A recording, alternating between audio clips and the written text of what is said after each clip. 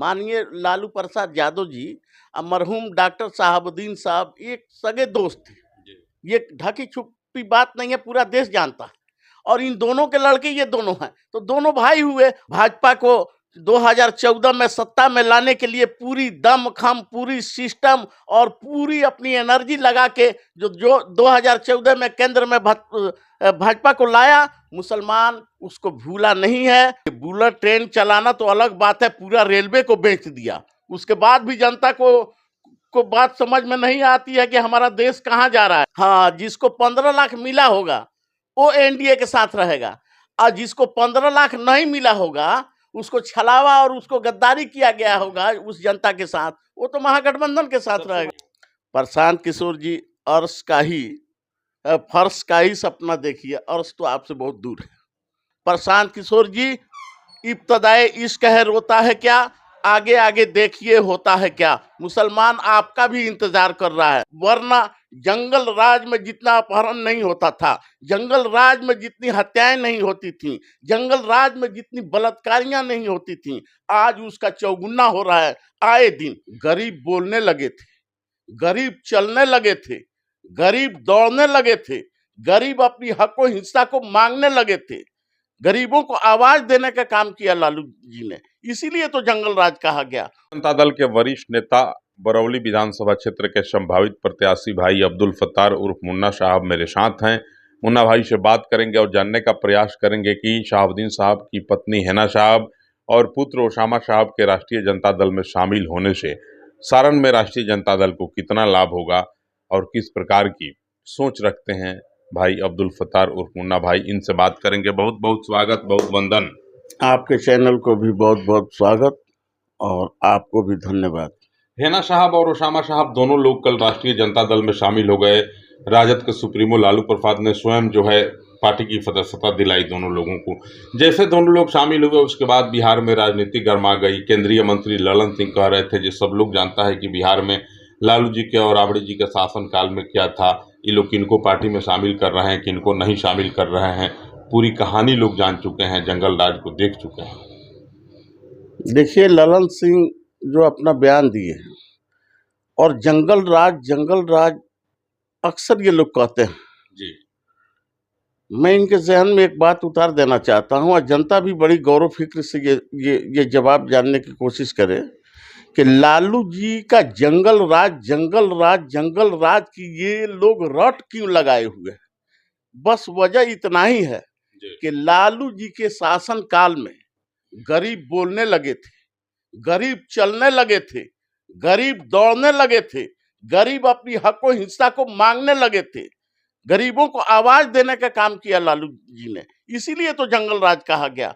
वरना जंगल राज में जितना अपहरण नहीं होता था, जंगल राज में जितनी हत्याएं नहीं होती थी, जंगल राज में जितनी बलात्कारियां नहीं होती थी, आज उसका चौगुना हो रहा है। आए दिन कौन ऐसा दिन है, आप गोपालगंज में मौजूद है, आप बताइए गोपालगंज में 2 हफ्ता में कोई ऐसा दिन बता दीजिए कि गोली नहीं चला हो, मर्डर नहीं हुआ, हत्या नहीं हुआ। कोर्ट कैंपस में खुद ब खुद गोली चल रही है। अब इससे बड़ी बात क्या हो सकती है? क्या लालू जी के राज में यही हुआ था? कतई नहीं हुआ था। तो सिर्फ जंगल राज ये लोग इसलिए कहते हैं कि लालू जी के शासनकाल में गरीब बोलने लगे थे, अपने हकों हकूक को जानने लगे थे, अपनी जो मर्यादा को है उसको समझने लगे थे। प्रशांत किशोर जी कह रहे हैं कि लालू यादव और राष्ट्रीय जनता दल डर गया है प्रशांत किशोर और जनसुराज की रणनीति से, क्योंकि जनसुराज की तरफ से ऐलान कर दिया गया था कि बिहार के 40 सीटों पे जो है जनसुराज अल्पसंख्यक समाज के लोगों को टिकट देगा और विधानसभा में भेजेगा। इन्हीं तमाम बातों को ध्यान में रखते हुए लालू जी डरे हुए थे और आनन फानन में जो है शहाबुद्दीन साहब की पत्नी और पुत्र को राजद में पुनः वापस किए। अच्छा, लालू जी क्या वापस किए? और शहाबुद्दीन साहब की पत्नी और शहाबुद्दीन साहब का बेटे अलग कहाँ थे? अब ये एक आपसी मतभेद हुआ था, उसको दूर किया गया। बहुत बड़ा परिवार होता है, उसमें भी मतभेद होते रहता है, तो उसी तरह रह जाता है कि दूरियां को कम की जाती है, करीब लोग होते हैं। दोनों ने समझा कि हाँ, दूर रहने में हम लोगों को फायदा नहीं है, नुकसान है, इसलिए दोनों अपनी समझ बूझ से मीटिंग करके और उन्होंने अपना जो है सहमति से अपना ज्वाइनिंग किया। प्रशांत किशोर आज भी कह रहे हैं कि किसी भी स्थिति में कोई किसी को भी शामिल करा ले, अल्पसंख्यक समाज के जो लोग हैं जन सुराज में ही रहेंगे, वे किसको भी आप शामिल करा लीजिए, जन सुराज छोड़ करके बिहार के अल्पसंख्यक कहीं दूसरे जगह नहीं जाएंगे। हाँ, इसलिए कि प्रशांत किशोर जी के असली चेहरा को बिहार के अल्पसंख्यक क्या देश के अल्पसंख्यक जानते हैं। प्रशांत किशोर जी ने जो इस देश के मुसलमानों के साथ भाजपा को 2014 में सत्ता में लाने के लिए पूरी दम खम, पूरी सिस्टम और पूरी अपनी एनर्जी लगा के जो 2014 में केंद्र में भाजपा को लाया, मुसलमान उसको भूला नहीं है। प्रशांत किशोर जी, इब्तदाए इश्क है रोता है क्या, आगे आगे देखिए होता है क्या। मुसलमान आपका भी इंतजार कर रहा है कि आप आए, आपका जवाब दिया जाए। अपराध बहुत बढ़ गया है। तेजस्वी यादव कल भी कहे कि अब हम दोनों भाई अर्थात तेजस्वी और ओसामा मिलकर के सांप्रदायिक शक्तियों पर चोट करेंगे, सांप्रदायिक शक्तियों को डाउन करेंगे और बिहार में विकास की गाड़ी बढ़ेगी आगे। दोनों भाई मिल करके, दोनों भाई शब्द का प्रयोग तेजस्वी जी कल कर रहे थे। बिल्कुल सही कर रहे थे ये दोनों भाई। जब माननीय लालू प्रसाद यादव जी और मरहूम डॉक्टर साहबुद्दीन साहब एक सगे दोस्त थे, जी ये ढकी छुपी बात नहीं है, पूरा देश जानता है। और इन दोनों के लड़के ये दोनों हैं, तो दोनों भाई हुए, और दोनों भाई जब मिल गए हैं तो यकीनी तौर पे 2025 में राष्ट्रीय जनता दल का झंडा फहराने जा रहा है। ललन सिंह और प्रशांत किशोर, भाजपा के कई अन्य नेता कह रहे हैं कि किसको भी मिला लीजिए, बिहार में आपका खाता नहीं खुलने वाला है। इस बार सरकार भाजपा की ही बनेगी, एनडीए गठबंधन की बनेगी। प्रशांत किशोर अलग कह रहे हैं, जो जनसुराज की सरकार बनेगी, या तो हम अर्श पे रहेंगे या फर्श पे रहेंगे, बीच में रहने वाले लोगों में से मैं नहीं हूँ। प्रशांत किशोर जी अर्श का ही फर्श का ही सपना देखिए, अर्श तो आपसे बहुत दूर है। और जहां तक बात है ललन सिंह की, तो उनका काम है कहना, वो देखते जाएं क्या क्या हो रहा है। महागठबंधन इंडिया गठबंधन कहाँ जा रहा है। अब की बार सिर्फ बिहार में इंडिया गठबंधन की सरकार बनने जा रही है, और हमारे नेता प्रतिपक्ष तेजस्वी यादव बिहार का मुख्यमंत्री बनने जा रहे हैं। प्रधानमंत्री घोषणा कर दिए हैं 2-3 माह पहले ही कि इस बार भी बिहार में नीतीश कुमार के नेतृत्व में चुनाव लड़ा जाएगा 2025 का, और अगला सरकार भी नीतीश कुमार के नेतृत्व में ही बिहार में बनेगी, इसमें कहीं बट नहीं है। अच्छा, प्रधानमंत्री तो ये भी घोषणा किए थे 400 पार 400 पार 400 पार का, 240 पे काहे आके अटक गए। तो प्रधानमंत्री के और अमित शाह के घोषणा के चक्कर में क्या 15 पड़े। लाख मिला ना आपको, आपके अकाउंट में 15 लाख आया कि नहीं आया? हाँ, बहुत सारे लोगों के अकाउंट फट रहे हैं 15-15 लाख से। इतना पैसा कैसे मोदी जी भेज दिए एक अकाउंट में। जनता परेशान है कि हम कैसे उठाएं 15-15 लाख रुपए। जिसको 15 लाख मिला वो तो एनडीए के साथ रहेगा ही।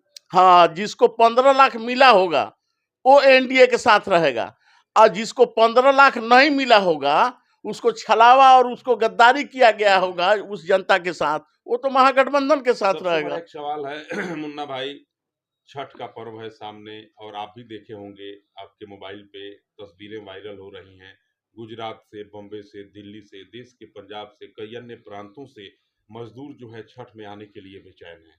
भारत की सरकार कहती है कि हम बुलेट ट्रेन चला रहे हैं, अमृत भारत ट्रेन चला रहे हैं, एक से बढ़ के एक ट्रेनों की घोषणा हो रही है, और मजदूरों की जो भीड़ है, आप देखे होंगे कल किस प्रकार से प्लेटफॉर्म पे जंक्शन पे भगदड़ मरा, कई मच गया, कई मजदूर घायल हो गए। सरकार बुलेट ट्रेन की बात करती है, अमृत भारत ट्रेन की बात करती है, और मजदूरों को गाड़ी नहीं मिल रहा है कि मजदूर छठ में अपने घर आए। तो यही तो जनता को सोचने की जरूरत है। जो सरकार बड़ी बड़ी दावा करती है कि हम बुलेट ट्रेन चलाएंगे, हम जो है, अच्छा वही देखिए, बुलेट ट्रेन चलाना तो अलग बात है, पूरा रेलवे को बेच दिया, उसके बाद भी जनता को बात समझ में नहीं आती है कि हमारा देश कहाँ जा रहा है, हमारा देश का सिस्टम कहाँ जा रहा है। रेल को बेच दिया, तेल को बेच दिया, पहिया को बेच दिया, क्या एयरपोर्ट बेच दिया, सीपोर्ट बेच दिया, जितनी सुविधाएं थी सब तो बेचा जा रहा है। उसके बावजूद भी जनता ना मालूम क्या सोच रही है कि मोदी जी के पीछे लगी हुई है। हालांकि अब तो मुझे समझ में आ रहा है कि 12 आना जो है जनता समझ चुकी है कि मोदी जी क्या है और क्या कर रहे हैं देश के लिए। एयरपोर्ट कहाँ बेचे, आपके सब यहाँ हवाई अड्डा को चालू कराने का काम शुरू कर दिए। हाँ हाँ हाँ, आप कितने साल से सुन रहे हैं? 2 साल से सुन रहे हैं। 2 साल से नहीं सुन रहे हैं, जब से ये क्या बोलते हैं डॉक्टर साहब आलोक कुमार सुमन जी जीते पहला चुनाव, उसी वक्त से चालू हो रहा है। कितना हो गया, 6 साल 7 साल हो गया। एक बाउंड्री भी हुआ है क्या सभ्या एयरपोर्ट का? तो वो मोदी जी वाला भाषा बोल रहे हैं, दूसरा क्या? नहीं चालू होगा। मुश्किल है, इन लोगों की बस की बात नहीं है। जब राष्ट्रीय जनता दल आएगा बिहार में तो यकीनी कितना तौर पे आश्वस्त है मुन्ना भाई कि अगले 2025 में जब बिहार में विधानसभा के चुनाव होंगे तो कितने सीटों पे राष्ट्रीय जनता दल की जीत हो पाए? राष्ट्रीय जनता दल की जीत जो है, मेरे ख्याल से 220 सीट से कम राष्ट्रीय जनता दल को नहीं आएगा। हेना साहब और ओसामा साहब के आने का कितना प्रभाव पड़ेगा राष्ट्रीय जनता दल पर? बहुत संगठन कितना बहुत मजबूत बहुत होगा? बहुत प्रभाव पड़ेगा और राष्ट्रीय जनता दल बहुत ही मजबूत होगा। अब्दुल फतार उर्फ मुन्ना भाई हैं और इनका कहना है कि शहाबुद्दीन साहब की पत्नी हैना साहब और पुत्र ओसामा साहब के आने से बिहार में राष्ट्रीय जनता दल को जो मजबूती मिली है वह मजबूती वास्तव में तारीफ काबिल है। और आगामी बिहार विधानसभा 2025 के जब चुनाव होंगे बिहार में तो राष्ट्रीय जनता दल के नेतृत्व में सरकार बनेगी, तेजस्वी यादव बिहार के मुख्यमंत्री होंगे और तब जो है बिहार में विकास की जो गाड़ी ठहरी हुई है वह गाड़ी तेज गति से आगे बढ़ेगी और गरीबों के दरवाजे तक विकास की गाड़ी पहुंचेगी। नमस्कार।